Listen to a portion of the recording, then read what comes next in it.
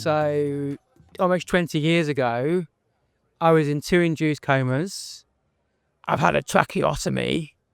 So that was my worst visit. This is my voice. So my voice was literally taken away, and I had to learn to speak through my diaphragm and get my voice back. So what I tell people is really to tap into their courage by trying to own the fear of something, and then through their own journey and building their confidence. The best place is, like any place with any journey, is start where somebody is currently at. And I have a 3-step process. And the first is the courage survey, which is taking these 6 different pillars of courage and what are you scared of? What are your strengths? And then taking that fear and adding bravery. So there'll be a time you had a driving lesson and you had a 10th driving lesson. What was the difference apart from you're a better driver? You built the courage to drive and it had those skills. Now, if you apply that experience to something else that you're scared of, but replace that with I can drive a car now, you see the difference. And I build people from there. Then through 6 different pillars of courage, it's not just speaking up or going to the gym, it's being emotional courage, empathetic courage, or steadfast courage. And then I help challenge that into, like, what's your leadership purpose?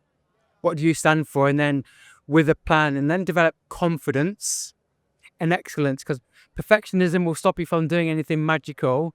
So I help you just channel it in a way, in a journey which is at your own pace, but at the same time building on your courage from point A to point B, but the C is you seeing. So I really see that as 4 false beliefs, because I think it's within ourselves. And the first one is what we say to ourselves, I can't do this. And the second one is that external influence. It's what others say to you, or, well, you can't drive, or you're no good at, so why are you letting that person influence you? Now, the third one as a leader is your organizational voice. There might be somebody in your business saying, well, we're not as good as that company over there, or we're no good at this.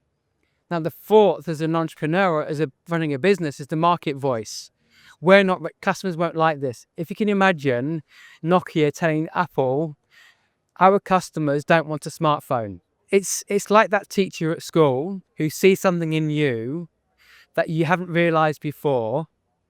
And you might have had other school kids saying you're not good at it, but there's been that teacher who saw that potential in you, but guided you.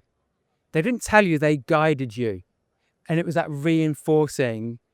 And then it could be you might have got a grade C in English, and then next time you're getting a grade A. They tapped into that inner courage, and that's what a leader does. You're learning from mistakes. Everything that you've failed to date, an exam, every failure has led you to where you are right now. Every success has, but I truly believe those failures are really what builds that wisdom.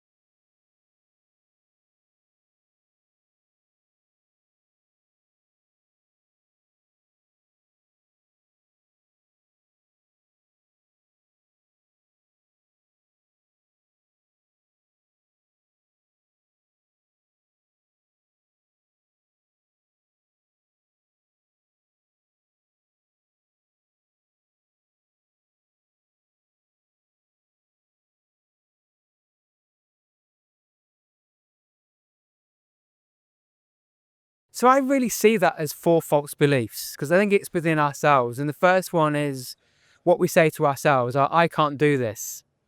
And the second one is that external influence. It's what others say